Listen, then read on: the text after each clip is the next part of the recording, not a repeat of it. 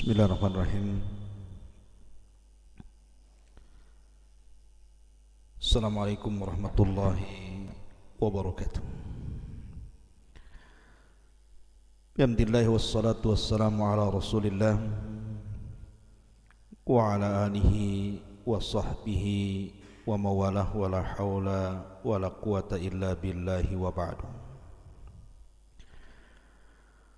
Qala Allahu azza wa jalla ya ayyuhalladzina amanu taqullaha haqqa tuqatih wa la tamutunna illa wa antum muslimun. Wa qala sallallahu alaihi wasallam fa inna asdaqal hadits kitabullah wa khairal huda huda Muhammadin sallallahu alaihi wasallam wa syarral umuri muhdatsatuha wa kullu muhdatsatin bid'ah wa kullu bid'atin dhalalah wa kullu dhalalatin finnar. Ma'asyiral muslimin yang dimuliakan Allah Subhanahu wa taala, alhamdulillah di pagi hari ini kita bisa duduk kembali untuk bertalabul ilmi lewat media Jabal Uhud Al-Islami. Dan pembahasan di pagi hari ini kita akan menyingkap di balik laut mati yang konon terkubur jasad-jasad kaum Sodom. Apakah memang betul kaum Sodom yang dihancurkan Allah Azza wa Jal tertimbun di laut mati? Dan di mana letak laut mati itu? Ada yang mengatakan bahwa letak laut mati itu di perairan yang berbatasan dengan Yordania di sebelah timur dan Israel serta Palestina di sebelah barat. Bahkan laut itu sangat asin sekali dan berlumpur, sehingga tidak ada hewan-hewan yang sanggup bertahan lebih daripada 10 hari, kecuali mereka pasti mati. Makanya kemudian laut itu disebut laut mati, karena memang kadar asin yang luar biasa. Taib, tentu ketika kita bicara tentang laut mati atau bahrul mayyit, maka erat kaitan dengan kisah dari kaum Lut alaihi salatu wassalam. Dan Lut sendiri adalah seorang nabi. Dia anak daripada saudara Nabi Ibrahim alaihi salatu wassalam. Artinya Lut adalah keponakan daripada Ibrahim alaihi salatu wassalam. Adapun kaumnya sendiri adalah asal daripada Arab yang keturunannya sampai kepada Qahtan. Jadi Lut alaihi salatu wassalam diutus kepada kaum Arab dari turunan Qahtan. Ketika Ibrahim alaihi salatu wassalam hijrah dari Irak karena tidak bisa berdakwah di negeri Kaldaniun, di negeri Babil tempatnya Namrud, sehingga Ibrahim kemudian hijrah bersama Lut dan juga istrinya Sarah menuju Palestina. Lah di Palestina inilah kemudian Ibrahim alaihi salatu wassalam berusaha untuk berdakwah, tetapi karena ada pacaklik yang berkepanjangan sehingga tidak bisa bertahan hidup, sehingga Ibrahim pun hijrah ke Mesir. Namun terjadi fitnah terhadap istrinya, kemudian balik lagi ke Palestina. Lah Lut alaihi salatu wasallam di usia 40 tahun sama dengan Nabi sallallahu alaihi wasallam diangkat menjadi nabi. Kemudian diutus ke sebuah negeri yang dikenal dengan Sodom. Bukan satu negeri Sodom saja, ada beberapa negeri di sekitarnya. Tetapi yang dikenal Sodom karena di antara negeri-negeri yang Lut diutus ke situ itu yang paling parah adalah negeri Sodom. Maka yang dikenal Sodomnya saja. Baik, sebelum kita cerita, kita akan mengambil atau mengutip ayat Al-Quranul Karim. Allah Subhanahu wa ta'ala berfirman tentang Lut alaihi salatu wassalam, ketika para malaikat datang bertamu kepada Ibrahim alaihi salatu wassalam, ada yang mengatakan Jibril, Mikail dan juga Israfil, dan ada yang mengatakan Malakul Maut yang ketiganya, dalam rangka menghabarkan kelahiran Ishak dan juga kelahiran cucunya Yakub. Maka salah satu tugas malaikat ini Allah katakan, ya Ibrahim, a'rid an hadha, innahu qad jaa amru rabbika wa innahum atihim adzabun ghairu mardud. Wahai Ibrahim, tinggalkan perbincangan ini. Artinya cukup kami menghabarkan kabar gembira terhadap kelahiran Ishak dan juga cucumu kelak Yakub. Sungguh ketetapan Tuhanmu telah datang terhadap kaum Sodom, dan mereka akan ditimpa azab yang tidak dapat ditolak. Maka Ibrahim sempat kemudian bicara tentang bagaimana dengan Lut. Maka para malaikat mengatakan Allah lebih tahu bagaimana menyelamatkan Lut alaihi salatu wassalam. Maka berangkatlah tiga malaikat ini menjumpai Lut alaihi salatu wassalam. Walamma ja'at rusuluna Lutan si'a bihim wa dhaqa bihim dhar'a wa qala hadha yaumun asib. Dan ketika para utusan kami, para malaikat itu datang ke Nabi Lut, dia merasa curiga dan dadanya merasa sempit karena kedatangannya. Lalu Lut berkata, ini hari yang sangat sulit. Kenapa Lut mengatakan seperti itu? Karena Lut khawatir setiap tamu yang datang ke rumah Lut alaihi salatu wassalam akan diganggu oleh kaum Sodom. Makanya Lut mengutus putri-putrinya untuk berada di perbatasan negeri Sodom. Siapapun yang datang tamu menemui Lut disuruh untuk jangan menemuinya. Tetapi tiga malaikat yang menjelma manusia ini memang hendak datang ke Lut dan juga hendak mengazab kaumnya. Jadi mereka maksa berjumpa dengan Lut. Lah ketika ketemu itulah Lut merasa sesak dadanya. Makanya Allah katakan hadza yaumun asib. Apalagi istrinya Lut ini adalah wanita pengkhianat yang Allah Subhanahu wa taala jadi percontohan bagi wanita-wanita kafir. Wa daraballahu masalan lil ladzina kafaru imra'ata nuhin wa imra'ata lut. Dan kami jadikan permisalan bagi wanita-wanita kafir, di antaranya istri Nuh dan istri Lut. Keduanya berkhianat kepada kedua suaminya. Adapun pengkhianatan istrinya Nuh, tidak percaya dengan kenabian Nuh. Ketika turun wahyu, yang pertama mengatakan gila istrinya sebelum kaumnya. Adapun pengkhianatan istrinya Lut, karena istrinya Lut cemburu kalau ada tamu laki-laki yang tampan, maka istrinya akan membakar kayu bakar kemudian sebagai tanda bahwa di rumahnya ada tamu. Maka akan datang orang-orang jahat kaum Sodom, kemudian akan memperkosanya.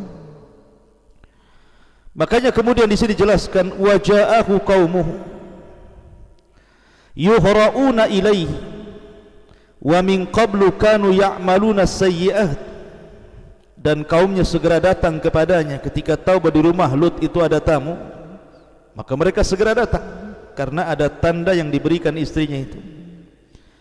Dan sejak dulu mereka selalu melakukan perbuatan keji. Maka Lut mengatakan, qala ya qaumi haula'i banati hunna adharu lakum fattaqullah wala tuhzun fi dhaifi alaysa minkum rajulun rasyid. Di sini Lut hendak membela tamunya dengan cara berdialog, dengan cara lembut dulu. Lut mengatakan, wahai kaumku, kalian tidak perlu dengan tamu-tamuku laki-laki ini. Cukup dengan putri-putriku saja. Kalau kalian mau menikah, menikahi putri-putriku. Mereka lebih suci bagi kamu.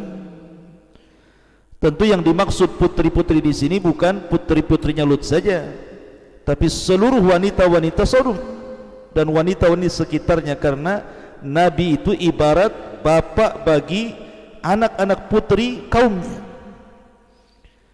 Artinya seolah-olah Lut mengatakan, wanita-wanita banyak, kenapa yang kalian cari laki-laki? Mereka lebih suci bagi kalian. Bertakwalah kepada Allah dan janganlah kalian mencemarkan nama baikku terhadap tamu-tamuku ini. Tidakkah di antara kalian ada orang yang bijak? Kenapa semua jadi jahat? Tapi mereka mengatakan, qalu laqad alimta ma lana fi banatika fi haqq wa innaka la ta'lamu ma nurid. Mereka malah menjawab, sesungguhnya engkau pasti tahu bahwa kami tidak mempunyai keinginan ataupun syahwat terhadap anak perempuan, dan engkau tahu, mengetahui apa yang sebenarnya kami kehendaki.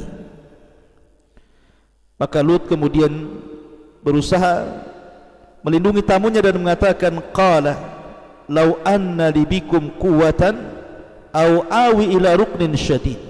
Sekiranya aku mempunyai kekuatan untuk menolak kalian, tentu aku dapat berlindung kepada keluarga yang kuat. Tentu aku akan lakukan itu demi membela tamu-tamunya. Ma'asyiral muslimin yang dimuliakan Allah Subhanahu wa taala, tetapi mereka maksa sampai pintu itu didobrak. Tapi Lut berusaha mendorongnya untuk supaya mereka tidak masuk ke rumah Lut itu. Melihat percakapan Lut dengan kaumnya dan keras hatinya kaumnya kepada Lut untuk mengambil tamu-tamu itu, mereka tidak tahu bahwa tamu-tamu itu adalah para malaikat. Maka para malaikat mengatakan, ya Lut, inna rusulu rabbika. Wahai Lut, tenang saja, kami ini utusan Allah, utusan Rabb. Lan yasilu ilaika fa asri bi ahlika bi qit'in minal laili. Mereka tidak dapat mengganggu kamu, sebab itu pergilah ajak keluargamu pada akhir malam. Wala yaltafit minkum ahadun illa imra'atak. Syaratnya, jangan ada seorang pun di antara kamu ketika meninggalkan rumah ini menoleh ke belakang kecuali istrimu. Jadi maksudnya begini, Lut ini berusaha kemudian mempersiapkan diri karena malam hari itu harus pergi dari rumah itu bersama anak-anaknya dan juga istrinya diajak. Tetapi Lut hanya memberitahu kepada anak-anaknya, nanti kalau kita berangkat dari rumah ini jangan menoleh ke belakang. Lah kata-kata Lut ini tidak diberitahu kepada istrinya karena tahu istrinya kufur, tetapi tetap diajak. Kemudian innahu musibuha ma asabahu inna mau'idahumus subh alaysa subhu biqarib.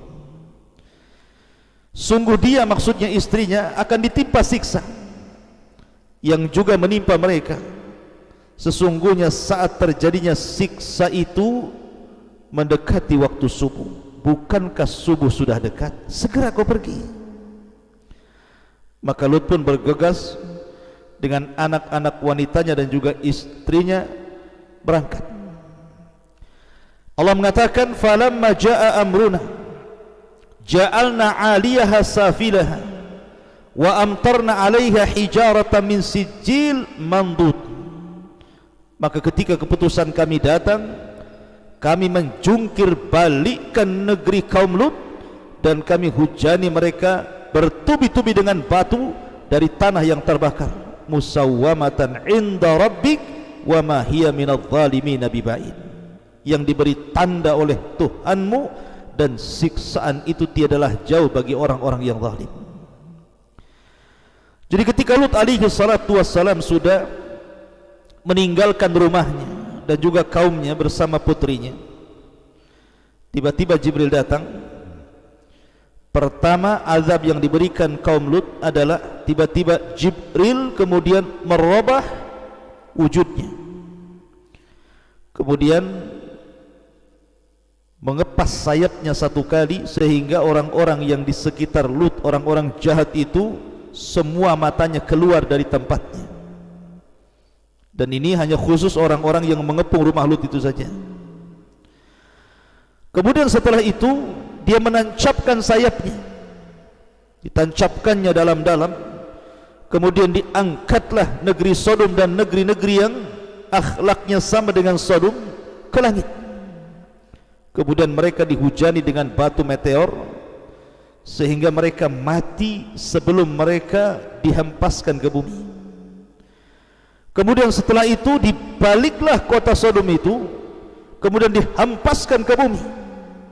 Saking dahsyatnya akhirnya cekunglah bumi dan jasad-jasad kaum Sodom dibalik itu, kemudian akhirnya menjadi sebuah danau yang orang-orang menyebutnya Bahrul Mayyit. Di sini cerita dimulai, akhirnya menjadi laut mati. Ma'asyiral muslimin yang dimuliakan Allah Subhanahu wa taala, apa sebenarnya dosa kaum Lut itu? Kenapa sedemikian parah Allah Subhanahu wa taala mengadab mereka? Bahkan tidak ada kaum yang dicela seperti kaum Lut di dalam Al-Quran secela-celanya, dengan berbagai macam celaan dari Allah Subhanahu wa taala. Pertama, kaum Lut itu mereka adalah seorang musyrik, mereka menyembah berhala, dan Lut berusaha untuk mengembalikan mereka ke dalam tauhid, tetapi mereka enggan. Dari segi akidah mereka rusak. Kemudian yang kedua, kaum Lut ini juga dari segi akhlak, dari segi akhlak mereka sangat buruk sekali, karena mereka qad atar rijala bi syahwatin fahishatin kama ya'tin nisa. Mereka suka laki-laki dengan syahwat yang sangat buruk sekali. Artinya mereka juga suka dengan perempuan, tetapi mereka lebih suka dengan laki-laki. Dan inilah pencetus pertama sejarah LGBT. Sejarah LGBT pertama itu dilakukan oleh kaum Lut, kaum Sodom. Mereka lah yang memulakan perbuatan keji ini. Kemudian yang ketiga, mereka suka berjudi dan suka mencela sebagian lain dengan sebagian yang lainnya, dan mereka tasyabbuhur rijal fi asril asir bin nisa. Mereka juga tasyabbuh, dandanan mereka seolah-olah laki-laki seperti perempuan. Kemudian juga mereka qutta'ut turq, suka mencuri, merampok, garong, dan mereka tidak punya akhlak dalam majlis-majlis. Sampai maaf, ketika mereka kentut pun mereka akan kentut sembarangan. Akhlak mereka rusak, mulai dari akhlak kecil sampai akhlak besar. Terkadang mereka berzina di depan mata, tidak malu. Karena kerusakan yang luar biasa inilah kenapa Allah Subhanahu wa taala azab seazab-azabnya kaum Lut, sampai-sampai kemudian Allah abadikan dalam Al-Quran, di banyak surat dalam Al-Quran tentang kaum Lut ini.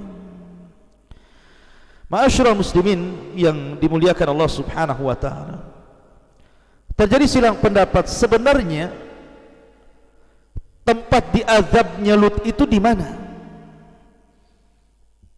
Ada yang mengatakan bahwa Sodom, kota yang Lut diutus untuk berdakwah itu, adalah terletak di mantiqatil bahril mayyit, berdekatan dengan laut mati. Laut mati yang saya katakan tadi terlingkup di antara Urdun dan juga Israel dan Palestina, tengah-tengahnya. Lut alaihi salatu wassalam ini ketika datang para malaikat, memang tidak ada Al-Quran ataupun hadis yang menjelaskan tentang yang datang untuk mengadab kaum Lut itu malaikat Jibril, tidak ada. Tetapi ada perkataan para tabi'in bahwa dijelaskan yang datang itu adalah malaikat Jibril, sebagaimana yang saya ceritakan di awal tadi, mengadab seazab-azabnya, sampai-sampai tidak ada azab yang Allah berikan melebihi azabnya kaum Lut yang luar biasa. Sampai-sampai dijadikan istidlal dalil oleh Ali bin Abi Thalib bahwa perbuatan kaum Lut kalau terjadi dan dilakukan, maka sebagai hukumannya dia dirajam sampai mati, apakah dia sudah menikah atau belum menikah. Tetapi kata Ali radhiyallahu an, bukan hanya dirajam, tetapi dibawa ke tempat yang paling tinggi, kemudian dilempar dari atas. Kalau tidak mati maka dilempari batu sampai mati. Sebegitulah Ali radhiyallahu an menghukumi orang-orang yang melakukan hukuman perbuatan kaum Lut, iyadzan billah. Ma'asyiral muslimin yang dimuliakan Allah Subhanahu wa taala.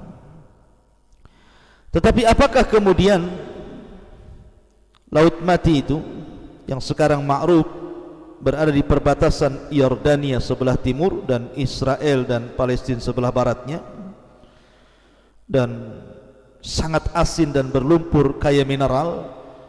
Memang laut itu indah sebenarnya, tapi masalahnya banyak orang-orang yang datang ke laut itu hanya untuk mandi lumpur, kononnya untuk kesehatan. Padahal Nabi SAW sudah melarang, tidak boleh seseorang itu mendatangi tempat-tempat yang diazab. Nabi SAW bersabda, la tadkhulu ala haula'il mu'adzabin illa an takunu bakin. Janganlah kalian masuk ke negeri-negeri yang pernah diazab kecuali mereka dalam kondisi menangis. Fa illam takunu bakin fala tadkhulu alaihim. Kalau kalian tidak bisa menangis, maka jangan masuk ke tempat-tempat itu. Kenapa demikian? Dikhawatirkan tertimpa masalahnya, tertimpa azab sebagaimana yang Allah timpakan kepada mereka. Sekali lagi bahwa apakah memang di Laut Mati tempat jasad-jasad kaum Sodom yang diazab oleh Allah Subhanahu wa taala? Allahu a'lam. Allahu a'lam, kita tidak tahu. Tetapi itu yang banyak dibicarakan oleh para ulama, karena bagaimanapun Quran tidak menyebutkan laut mati, hanya menyebutkan azabnya saja. Bagaimana Allah Subhanahu wa taala mengazab kaum Lut karena mereka membantah nabinya, mereka melakukan kesyirikan dan banyak kerusakan.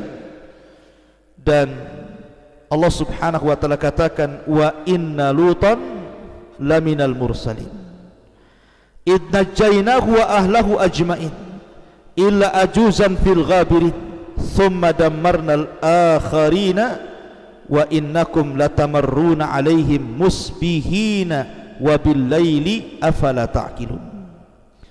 Dan sesungguhnya Lut termasuk dari kalangan para rasul. Ketika kami selamatkan dia dan keluarganya semuanya kecuali istrinya, termasuk orang-orang yang tertunda, maksudnya orang-orang yang diazab.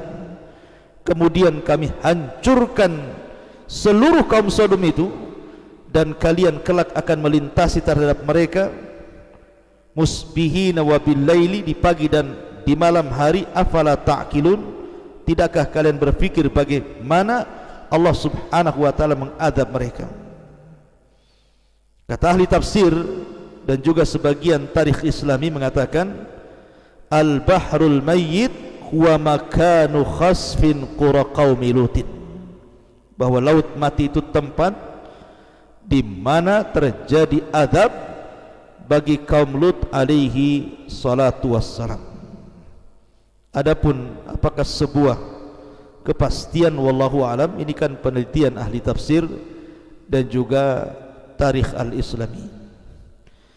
Ini yang bisa sampaikan, dan banyak kisah-kisah yang masih samar seperti umpamanya kisahnya di mana letaknya pembendaharaan Qarun. Ini kita akan bahas nanti. Ada perkara-perkara yang gumud yang berkenaan dengan tempat, karena kita tahu bahwa Al-Quran dan Sunnah seperti kisah Qarun hanya menyebutkan azabnya, tapi letak tempatnya di mana? Sebagaimana di sini juga disebutkan azabnya, tapi letak tempatnya di mana? Baru kemudian diteliti oleh para ulama bahwa tempat diazabnya kaum Lut itu pun tidak sebuah kepastian, adalah Bahrul Mayyit, sebuah lautan yang disebut dengan laut mati. Wallahu a'lam bishawab. Mudah-mudahan ada manfaatnya. Subhanaka wa bihamdika, asyhadu an la ilaha illa anta, astaghfiruka wa atubu ilaik. Allahu ta'ala. Assalamualaikum warahmatullahi wabarakatuh.